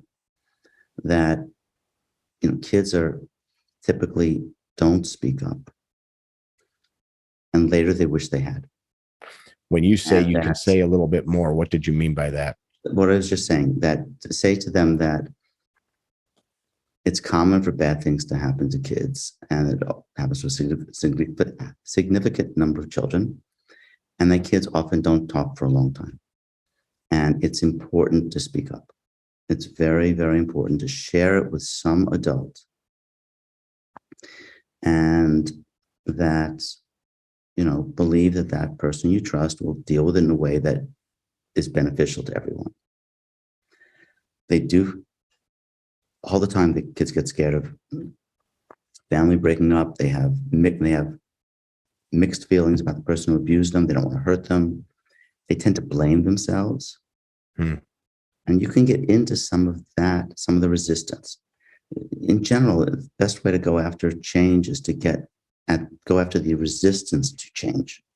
Why don't they want to? They know something is not a good way to deal with something, but they're fearful of making the change. And you can say that they need to be told more than once a year, a lot more than once a year. If something as bad is happening, if someone's touching you in ways that are uncomfortable, it's very important you share it with a teacher that you trust, with a principal you trust, with a guidance counselor you trust, with a relative that you trust, with a friend that you trust. But you need to share it and you can say that, kids usually don't speak up for a long time, and they always wish they had spoken up earlier. Yeah, I'm sure you'd never find somebody that says, I'm glad I kept that secret for 10 years or 20 years. No. And most wait and suffer continuing abuse. You had asked something before, I thought we we're going to get into for a second at least, about acute abuse versus ongoing. Ongoing is much worse. It's much worse. Because it creates images of the world, damages to self-esteem, increases anxiety, changes the brain, and ultimately seriously adversely affects all sorts of relationships the individual has. It leads to, abuse spouses tend to be negative about their children who were abused when they become married or in a relationship tend to be, unfairly negative about their adult romantic partner, to be very sensitive, overly sensitive to things the person does, and overly critical at the same time, which is a very bad combination, to be overly sensitive and overly critical at the same time. Fearful and avoidant, and then or throwing themselves in prematurely because they're so needy for attention from someone, and it very serious adverse impacts on relationships. Any concept of what percentage of abused people grow up to become abusers, mistreaters of kids themselves? Is there any? I believe the numbers are that the majority identify with the aggressor. So what I'm hearing is the person that is mistreated grows up to identify themselves with the person that was abusing them? It can go in two different directions. It's not going to stay at a middle good place, but probably more people become identified to some extent with the aggressor than become just scared. So is it a lot of people that are mistreated grow up to mistreat? Yes. Two of the best books on child abuse, or children being treated and mistreated and how it affects them. So one is The Body Keeps the Score by I've read that book. I've read that book. The other is Judith Herman's work about, which goes back a number of years, about child abuse and about childhood trauma. And they're both extremely insightful works that can help the reader understand more fully than an article can or than other works can often about what it does to children to mistreat them, what are the dynamics, how it impacts them. And there's also another book which talks more about the more serious end. Joanna Silberg in the Baltimore, Washington area recently came out with a book that's focused more on dissociation, which is what happens with more serious abuse. And dissociation is a very strange state where the What constitutes serious abuse when we're referring to that, just so I understand? Early sexual abuse, a lot of hitting, but it's not clear that it needs to be at that level to lead to dissociation problems. And dissociation is everything from feeling as if you're unreal, the world is unreal, to having episodes during which you don't remember who you are. I remember having a woman come to the emergency room, and she didn't know who she was or her history. She was brought in by a friend, and the friend told me that a close relative or friend of hers had just died. And that's when she snapped into this state. So I gave her, some anti-anxiety medication. And when I thought about keeping her in the hospital, I felt that might be worse. It would be, she needed to get back to her origins, where she lives and things. So I gave her some anti-anxiety medication, sent her home with a friend, came back the next day, she was okay. So in terms of dissociative identity disorder, multiple personality disorder, that usually comes with severe early child abuse. The problem is, again, abused children tend to lose the ability to defend themselves. They often close their eyes to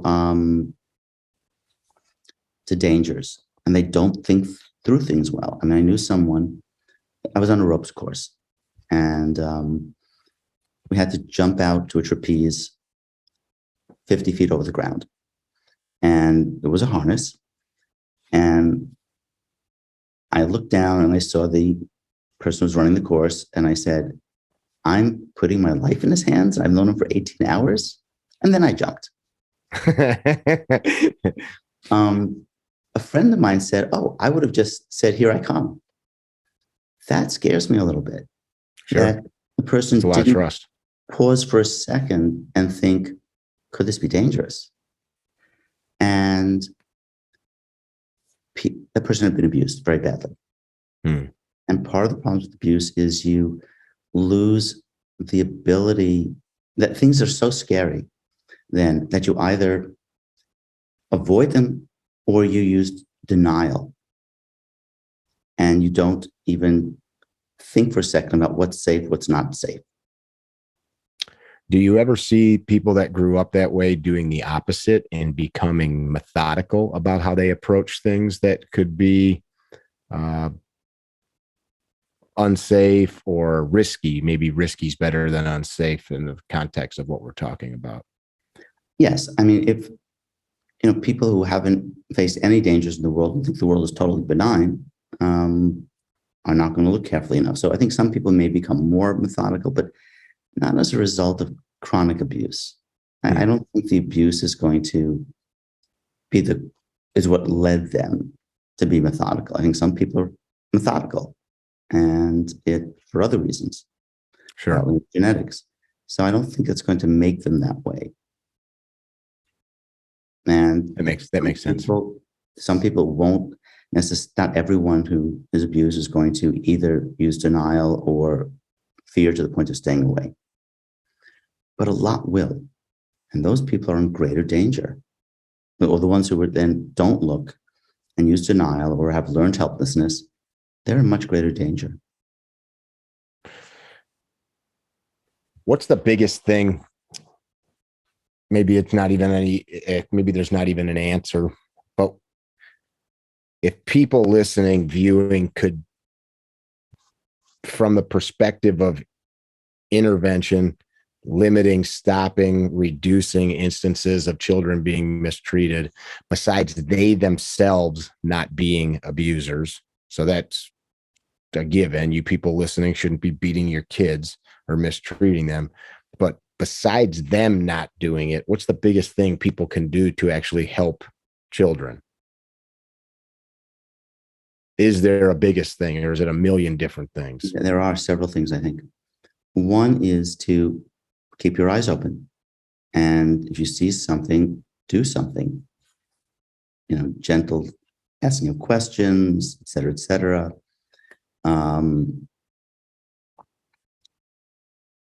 Or speaking to someone else to get advice about how to deal with the situation. Who would you suggest that someone be? There are child psychiatrists out there. There are police out there who work with abused children. You can call up, if necessary, anonymously. And so call your local police department, non-emergency. I have this observation, and I'd like to be able to help. I'm concerned that if the police get called in or protective services gets called in now, it could make things work, be nothing wrong, and there could be big problems. You could potentially call the school that you're assuming that your child also go there and speak to the principal or something, or a guidance counselor there and say, I'm seeing such and such. I thought you should know.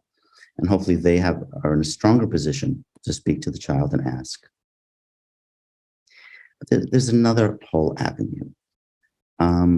Social emotional learning in schools is now required to a degree. What did you call it? Social and emotional learning. Okay. And a lot more is needed. There are various programs. A lot are done pro forma, and they're not really programs. If you wanted, I could send you a chapter that I wrote. I would love to. Yale, and the two of the best that I know of the programs, the Ruler program out of Yale, and there's a program called Choose Love by one of the parents who lost a child at Sandy Hook. And the point is social emotional learning can help children to speak up. It can help children to treat each other nicely. It can help them learn skills, how to deal with their own frustration and anger.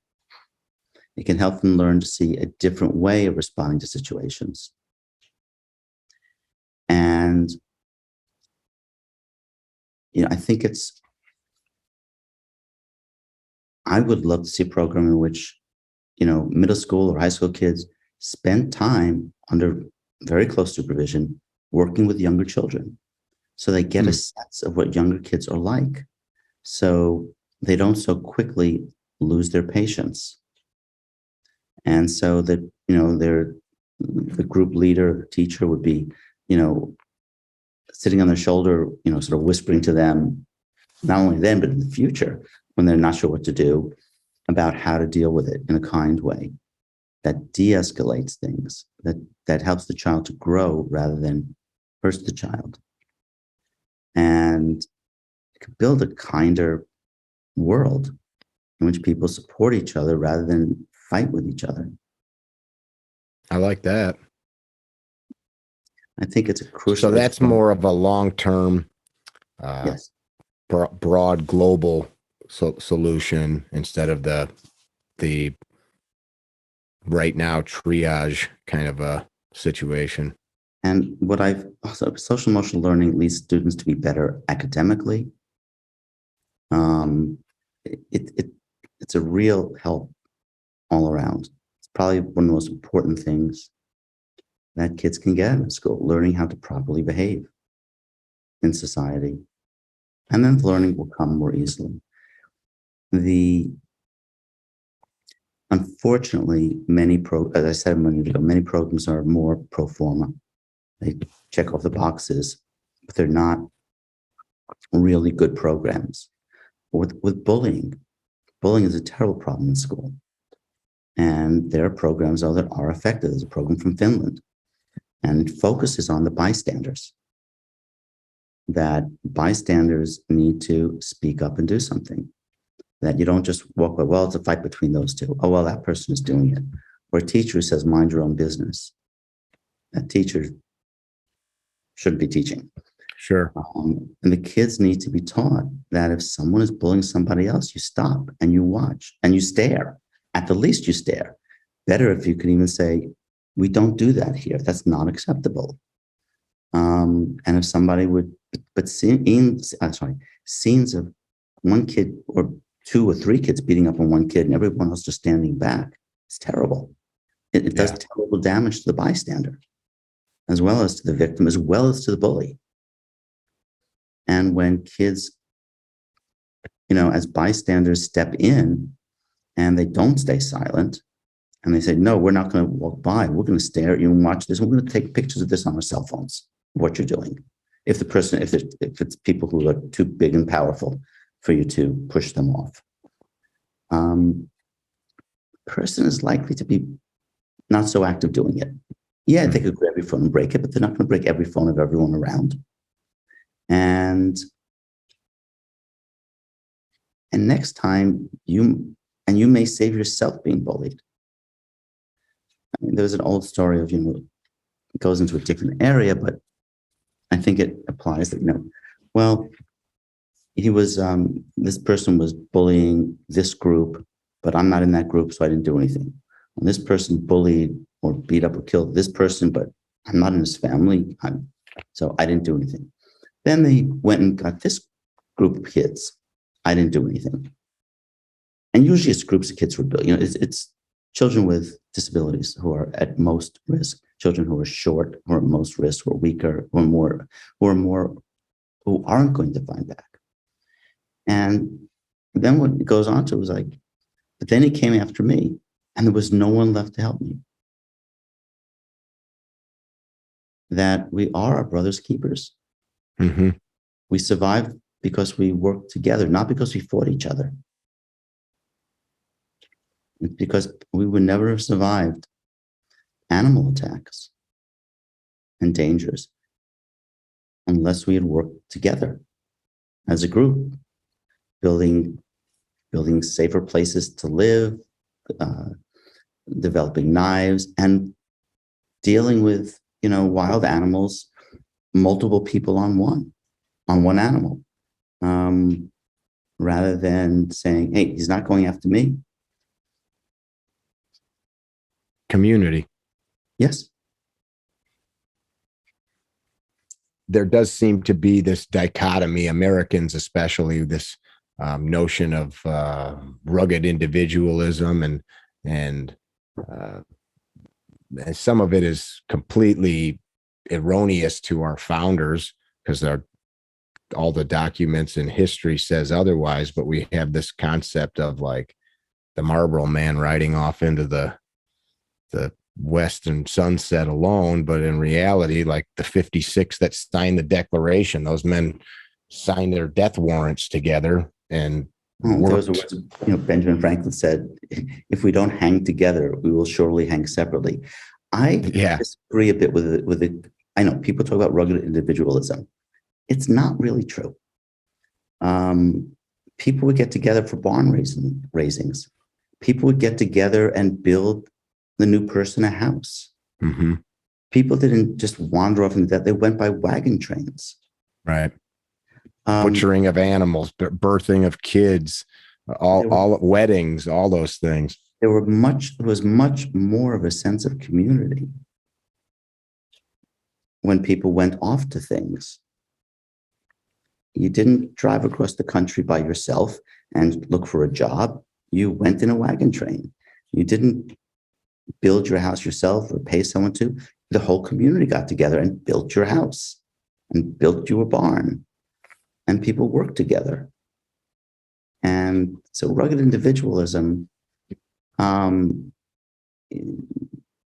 yes, the government wasn't helping out, but people helped each other. And not many people, outside of New England, perhaps, were growing all the foods and raising all the animals they needed. People traded. Sure. You needed tools. You needed things. So people were very much involved in commerce. I dig it. It seems like, everything that I work on always comes down to this, being a better human. The whole work that we do all is centered around this singular concept of being a good human and living a life that's actually worth protecting. Because to go out and develop a bunch of mechanical or technical skills, even you could be the best doctor, psychiatrist in the world, but if you don't use them to do good things, then what's the point of having all of them? So it seems like it's so dang simple, but it always comes back to the same stuff, no matter what we're talking about. Is I need to live well, be a good person, be a good part of my community, be a good neighborhood dad or mom, that I'm exuding good behavior for the younger people to see, and not for pious reasons either, but because that's actually the kind of person that you are and want to be, so that these people see it. Because maybe they don't see it at home, or maybe they've got a less than desirable situation. Like, in the end, as far as I'm concerned, that is the best course of action. I like that you kind of came back to that place. Social connections are extremely important in multiple ways. One is dealing with stress. They've begun trying interpersonal therapy for people with post-traumatic stress disorder. And it works just as well as trauma-focused cognitive behavioral therapy, simply building up the person's connections with others. We know that my latest article is a review of betrayal trauma. And we know that how someone is treated in the immediate aftermath of a serious trauma or disaster has more impact, usually, on how the person will do than exactly how bad the trauma was. As the people who are invalidated after a trauma, people say, well, did he really rape you? You didn't fight him off? Or, oh, this is not such a big deal. You'll get over it. It'll be fine. These are the people who do very badly. And Simmons, who was a policeman who turned psychoanalyst, and talked to huge numbers of people who were traumatized, said that a lot of the symptoms that we had thought were the result of the traumatic event are actually a result of a second trauma that the person suffered when people failed to support them adequately. And that was a second traumatic event. Saying, this terrible thing happened to me. I thought I could trust people, and where are they? Yeah, that's heavy. And so, and the things we desire change throughout the course of our lives. Erik Erikson wrote about stages of identification, and near the end, later in our lives, there's generativity, and the issue of wanting to feel that you've done something for posterity. That could be raising your children, which means raising them well and gently. It could be doing something to make the world a better place. It could be helping community organizations. But it's without that, the people who just focused on how powerful could they become and how rich could they become, and lack the sense of, I have done something to make the world a better place. I have passed on from my children, values and care, and help them grow up. The people who just go after the money don't feel so good later on. They often feel rather empty. Whereas those who didn't have so much money, but feel connected to the future, something beyond themselves, they'll be much happier. Erik Erikson wrote on that? Yes. I think it was 2,000 years ago. Mr. Marcus Aurelius talked about that same thing. That's nothing new under the sun, as they say. He talked all about that change in a person's life as some men want to build at different stages. I think he talked about want to build monuments to themselves. Others want to find peace. There are two things I'd like to mention quickly, if I might. If I had a nickel every time you've said that, I'd have a pile of nickels, but that's why you're on. So lay it on me. Most of my friends and people who don't like me after my court testimony would say the same thing. One is that I tend to bring up organizational behavior and political science. I got a Ph.D. in political science, which is how I learned about organizational behavior. And, Hobbes wrote that people were basically beasts, and that you need a powerful king to control them so there isn't chaos. Mm-hmm.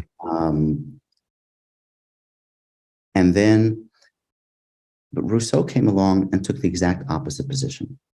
And he wrote that children are born with empathy. And I firmly believe that. I agree with Rousseau. But society burns it out of us.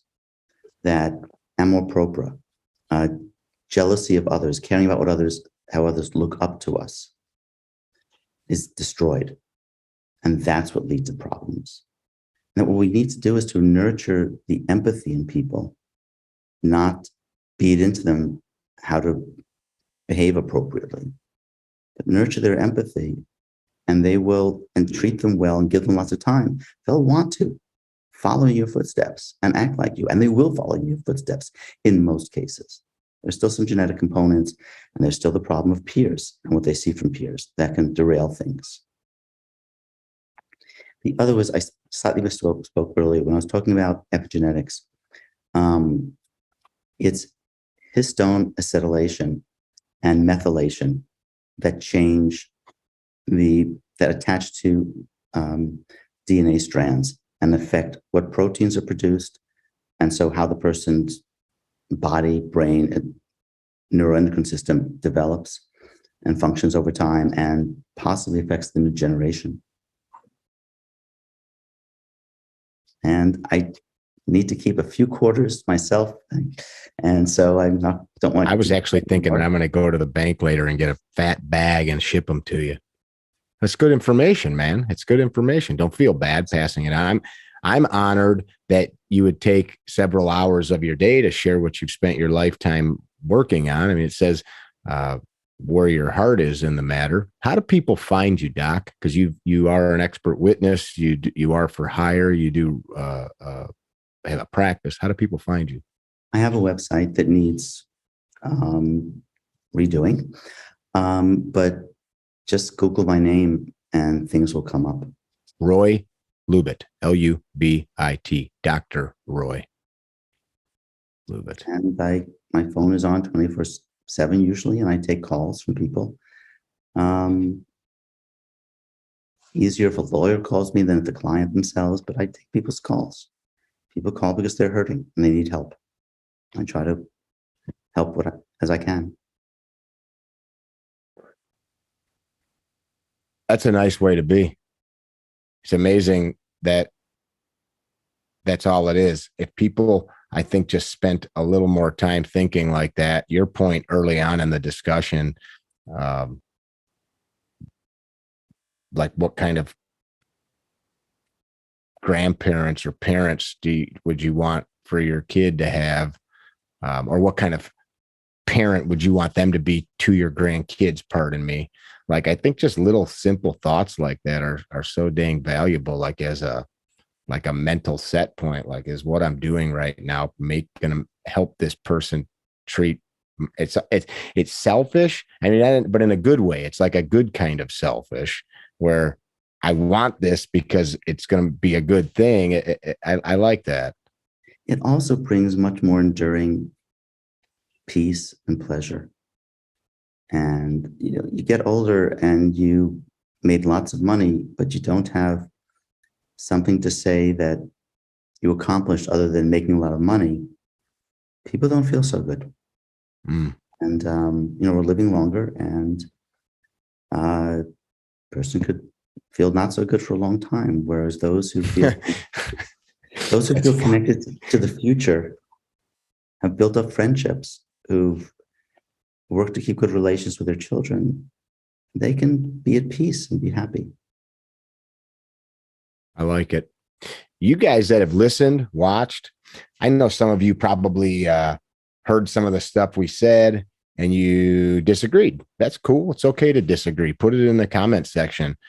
Maybe we'll get the doc back on and we can answer a few of your questions.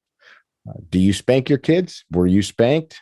Do you think that type of child rearing is a healthy way of creating good adults? If so, share it in the comments. Be kind, please.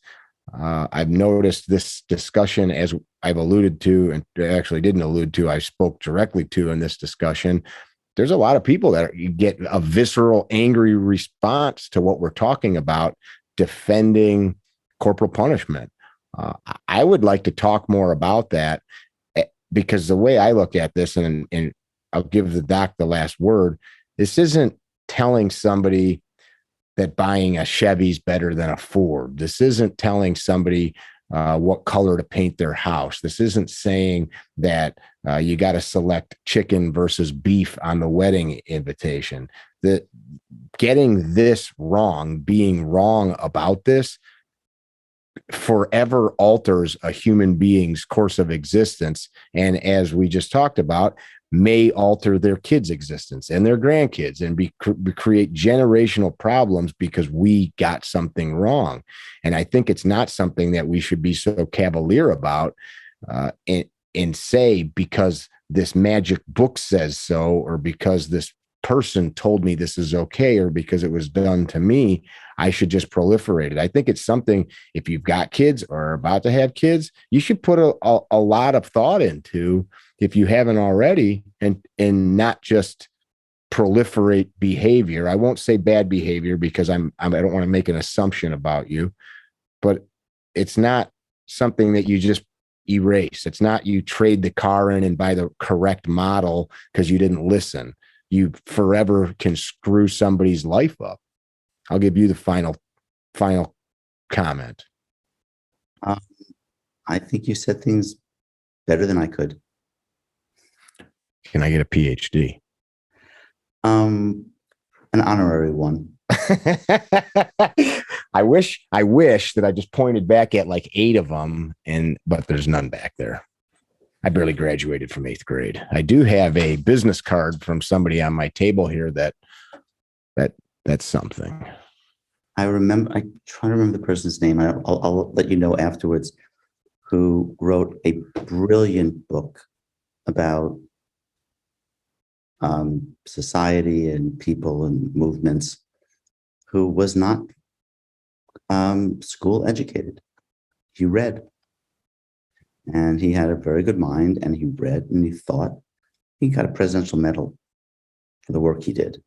What was that book? Do you remember? I will tell you afterwards. I don't remember the name of it. I'll have to look that up. Yeah, that's very cool. I appreciate your time. We'll check these comments on YouTube and wherever we have this up on Apple and Google Play and places like that. And if something spawns a greater conversation, I'll send it to the doc and see if we can create more dialogue. At the end of the day, protect kids. Put yourself in that position where you understand that you do have a say so, you do have the ability to make change. Don't just proliferate bad behavior and take the high line. This is Mickey with CarryTrainer.com. Dr. Lubit, the tireless doctor. Be well. Don't be dickheads. Tell somebody you love them. Visit our website, CarryTrainer.com, for information about classes held throughout the U.S., Carry Trainer apparel, and upcoming projects. You can also email us at training@CarryTrainer.com for information about setting up your own private course or speaking engagement. Training@CarryTrainer.com or CarryTrainer.com.